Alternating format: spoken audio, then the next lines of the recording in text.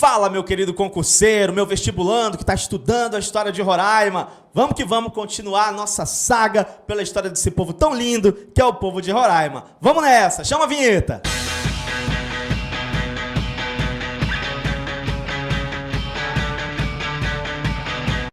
Muito bem, pessoal, nas cenas do capítulo anterior, a gente começou trabalhando qual era o cenário internacional desse processo de chegada dos europeus aqui nessa região, especialmente na região de Roraima. A gente trabalhou as primeiras expedições que passaram pelo território de Roraima e contextualizamos o cenário da questão dos tratados de limites para tentar explicar a quem Roraima teoricamente pertencia na época que ela começou, que o território começou a ser colonizado. Se você perdeu essas aulas, você volta lá na nossa playlist para poder você acompanhar esse começo.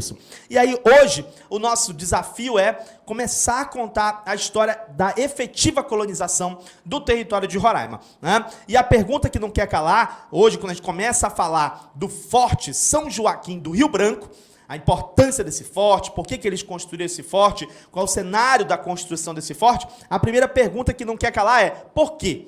Por que os portugueses decidiram construir um forte nessa região do Rio Branco, ali no século XVIII?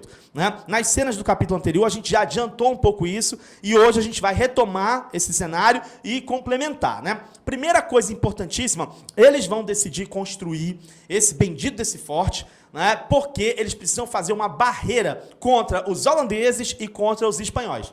Né? Os holandeses, porque eles mantinham uma relação comercial ali na região do Rio Negro, que eles acabaram transferindo para o Vale do Rio Branco, e existe uma preocupação já desde a década de 40 com essa presença holandesa na região do Rio Branco. Né? Então você tem uma interligação aí, né, entre Rio Negro e Rio Branco. Os holandeses já têm as relações comerciais deles com o pessoal do Rio Negro e acabam também manifestando essa presença na região do Rio Branco. E aí a gente tem um relato de um desertor holandês chamado Nicolas Hotman. Né? Esse cara, ele foi preso pelos portugueses lá por volta de 1740, ali nas proximidades do Rio Negro, e ele fala, né, no seu relato de uma ligação que existiria entre o rio Essequibo e o Rio Negro através do Rio Branco. Agora, para você entender isso, meu amigo, olha só o cenário aqui, olha só o cenário. Né? Aqui você tem o rio Essequibo, né? O rio Essequibo aqui, né? Que faria parte desse cenário que a gente chama aí de, alguns vão chamar de a Rota das Guianas. Né? Aí você vem seguindo o rio Essequibo, aí vai dando, e aí esse cenário aqui, já por dentro dessa rota, você vai ter lá na frente, segundo esse desertor, você tinha uma rota já estabelecida, né, que aí pelo rio Essequibo eles iam bater lá na região do Rio Branco para depois chegar lá na região do Rio Negro. Meu amigo, então ele conecta, né, esses dois rios aí através do Rio Branco, no relato desse desertor holandês. Então eu já tenho presença holandesa desde a década de 40 lá na região do Rio Branco. E isso naturalmente preocupa os portugueses, né? Vai preocupar os portugueses. E aí também, na década de 70, a gente tem a situação dos espanhóis, que a gente falou na aula passada. Os espanhóis, eles tentaram estabelecer povoações, fundaram povoações ali por volta de 1771 e 1773, na região do Rio Branco, e aí, quando acontece esse episódio com os espanhóis, aí vai ser a gota d'água para que os portugueses decidam realmente se estabelecer, colonizar a região, fundar mesmo um forte ali, começar um processo colonizador efetivo ali. Então, a primeira preocupação é essa: temos que fazer uma barreira contra os holandeses e contra os espanhóis. Né? Precisamos fazer isso. E a outra situação é você fechar a via de acesso para as demais conquistas portuguesas. Né? Porque se você olhar aqui pelo mapa, olha só, se olhar pelo mapa, o cara vem aqui pelo Rio Branco, né? Aí vai seguindo pelo Rio Branco, mano, daqui a pouco ele já está lá no Rio Negro, né? E aí do Rio Negro, meu amigo, ele tá por dentro aí dos territórios que estão sendo colonizados pelos portugueses, vai ter acesso às conquistas portuguesas. Então, se você quer fechar a via de acesso para essa região aqui do território conquistado pelos portugueses, você tem que fechar o acesso pelo Rio Branco. Agora, uma coisa importante que você tem que saber sobre essa questão aí do Forte São Joaquim é a diferença entre a ordem de criação e o início da construção efetivamente. Tá? Existe uma diferença aí. Às vezes, dependendo da banca, pode vir uma questão mais decorativa, né? Ou uma questão com pegadinha. Às vezes vem pegadinha com data, pegadinha com isso. Então é importante você ter esse diferencial, porque se vier alguma pegadinha nesse sentido, já não vai pegar você. Não é isso? Então, olha só, tem uma diferença importante. Por quê? A coroa portuguesa, ela ordenou a construção de uma fortaleza às margens do Rio Branco através de uma carta régia que data de 14 de novembro de 1752. Então você vê que quando a coroa determina a criação de um forte, já está acontecendo o problema com os holandeses, né? Já tem uma noção exata da presença holandesa ali na região, não só do Rio Negro, como também agora entrando na região do Rio Branco. Então já existe essa preocupação, a coroa portuguesa determina a construção dessa fortaleza às margens do rio, mas isso é de 52. 14 de novembro de 1752. Agora, a construção, efetivamente, do Forte São Joaquim só vai acontecer a partir de 1775. Né? Ou seja, precisou acontecer a situação com os espanhóis, né? Já estava tendo problema com os holandeses. Aí precisou acontecer a situação com os espanhóis para finalmente a coroa portuguesa se mexer e, na verdade, estruturar realmente o início do processo de construção da fortaleza e tudo mais. E aí alguns autores vão dizer que essa demora entre a ordem para se construir essa fortaleza e o cumprimento da ordem, né, o início efetivo da construção, seria em função de questões econômicas, né, de razões econômicas da própria coroa portuguesa. Então, isso é uma outra situação que a gente tem para analisar. Agora, quando a gente fala da construção propriamente do Forte São Joaquim, o que a gente tem que saber, o que a gente tem que marcar, quais são as informações importantes que a gente não pode deixar de ter sobre o Forte São Joaquim. Primeira informação importante, é como a gente já falou, a construção do forte foi iniciada em 1775, né? Primeira informação importante. Segunda informação importante, a gente tem que saber que essa construção foi realizada por um capitão que era engenheiro também, chamado Philipp Sturm, né? E esse cara era um alemão que foi contratado pela coroa portuguesa para poder desempenhar essa tarefa, né? Para poder desempenhar esse serviço. Outra coisa importante que a gente tem que saber é que o forte recebeu o nome de São Joaquim do Rio Branco. Né? Então, Forte São Joaquim do Rio Branco é o nome do forte que foi fundado pelos portugueses aqui para poder estabelecer essa presença portuguesa nessa região. E aí, outra coisa muito interessante, né, que eu fui até atrás, cascavear bastante para poder dar essa informação com mais precisão, é a questão da localização. Né? O forte ele foi instalado entre os rios Branco e o rio Tacutu, né, na foz do rio Tacutu, pela margem esquerda, certo? Agora você pega algumas apostilas, alguns materiais, algumas produções que dizem assim, não, mas ele também ficava no ponto de encontro entre o Tacutu e o rio Uraricuera, né, que era estratégico e era pela margem direita, certo? Aí você fica naquela, mas é margem direita ou é margem esquerda? Né? E aí, como eu fui nessa vibe para esclarecer melhor isso, aí eu fui definir e ver com você que é uma questão de ponto de vista. Né? Quer ver? Olha para mim aqui. Olha só, vou te levar para a imagem. Olha só. Pam. Olha aqui. Aqui você tem, então, do meu lado direito, aqui no meu braço direito, você tem o rio Uraricuera, não é isso? E do meu lado esquerdo você está vendo o rio Tacutu. Né? E aqui para minha frente, mas aqui para minha direção aqui da frente, você está vendo o Rio Branco.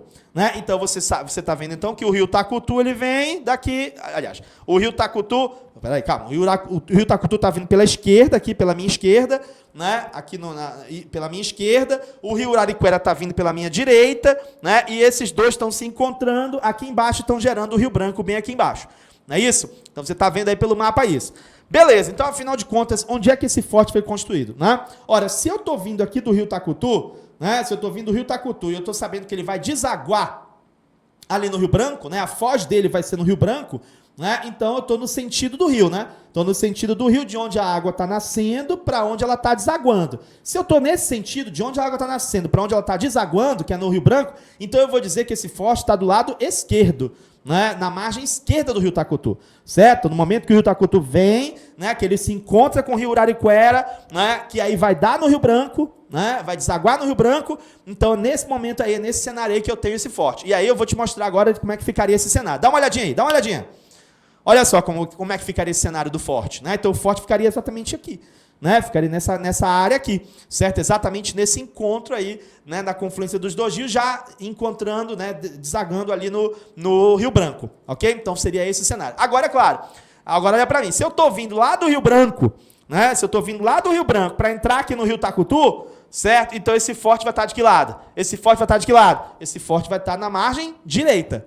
Certo? Então, por isso que, se a gente for seguir realmente o sentido do rio, né, o rio nasce num lugar e deságua em outro, eu estou seguindo nesse sentido, então eu vou dizer que está na margem esquerda, tá, do rio Tacutu. Na margem esquerda, realmente na confluência ali, no encontro do rio Tacutu com o Uraricuera e que vai dar no Rio Branco, ok? Então, dependendo de como tiver essa localização na prova, você vai situar dessa maneira. Aqui no nosso esquema, a gente colocou que ele está entre o Rio Branco e o Tacutu, né, que é o que você está vendo aí, certo? Você está vendo que o forte está entre o rio Tacutu, que está vindo, e o Rio Branco, que está vindo de lá. Né? Os dois estão se encontrando também aqui, né? Porque o Tacutu deságua no Rio Branco, então eu coloquei dessa forma para tentar facilitar. E aí complementei em seu ponto de junção com o Uraricuera, que era considerado um local estratégico para poder você impedir as invasões. Beleza? Então é nesse cenário aí que eu tentei esclarecer essa localização, afinal se é na margem direita, se é na margem esquerda do Tacutu ou não. Beleza? Dito isso, é legal a gente dar uma olhadinha na planta, né, do Forte São Joaquim, né, o que a gente tem aí de informação, que a planta era essa daqui, olha aí, ó, né, então seria mais ou menos essa a apresentação, né, a configuração física desse forte, o Forte São Joaquim, ali quando foi fundado, né, o início do processo colonizador nessa região. O que mais é interessante a gente saber, né, também é interessante a gente saber sobre a questão do forte, as limitações. As limitações que o Forte São Joaquim tinha. Afinal de contas, foi uma grande fortaleza? Afinal de contas, resolveu o problema? Afinal de contas, cumpria sua função primordial? Né? Como é que era o forte, afinal? Né? E aí o que a gente sabe é que, primeiro,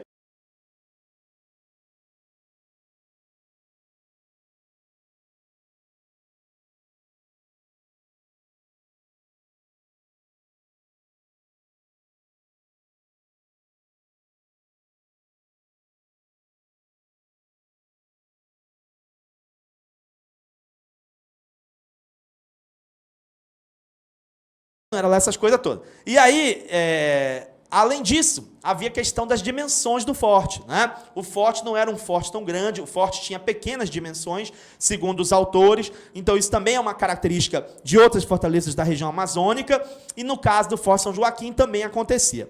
Outra situação também que era um problema é que o forte tinha defeitos de construção. Né? Então, isso é outro problema também que o forte apresentava. E aí, por causa de tudo isso, os autores dizem que, na verdade, o Forte São Joaquim ele cumpria basicamente duas funções.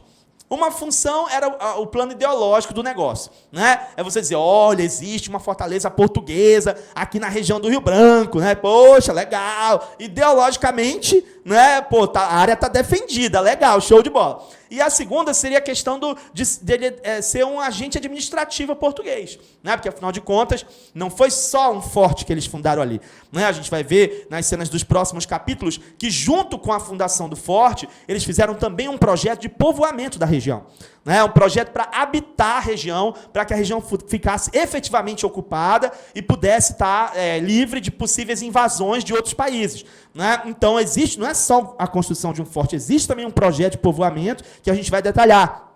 Então, nesse sentido, ele cumpre também uma função como agente administrativo dessa coroa portuguesa dentro desse contexto colonizador. Então, basicamente, essas funções que ele vai cumprir.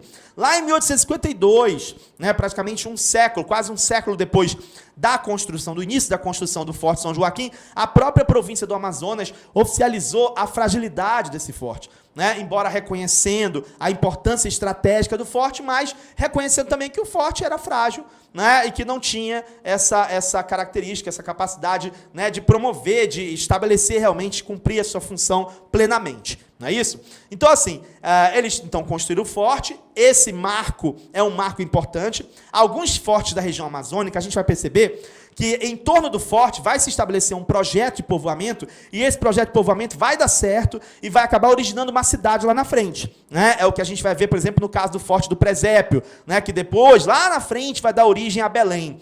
Né? Então, às vezes, isso vai acontecer. Agora, no caso do Forte São Joaquim, o que aconteceu? Além de construção do forte, eles também vão estabelecer um projeto de povoamento. Será que esse projeto de povoamento deu certo? Né? Então, como é que se estabeleceu esse projeto de povoamento? É isso aí que eu vou te contar nas cenas do próximo capítulo. Beleza, pessoal? E se você gostou da nossa aula, eu vou te fazer dois pedidos. O primeiro é que você dê um like, dê um joinha bem legal, aí tá bem pertinho de você, dá um like bem gostoso aí pra gente. E o segundo é, se você tem interesse em fazer um curso completo de História de Roraima conosco, tá? Eu vou falar para você clicar nesse vídeo que está aparecendo aí, né, aqui em cima, tá? algum lugar aqui, ou direita ou esquerda, tá aparecendo aí, tá indicando aí para você, e aí você clica nesse vídeo que você vai ter maiores informações para saber como é que você pode fazer um curso completo de História de Roraima com a gente. Beleza, pessoal? Um abração para vocês, até a próxima, tchau!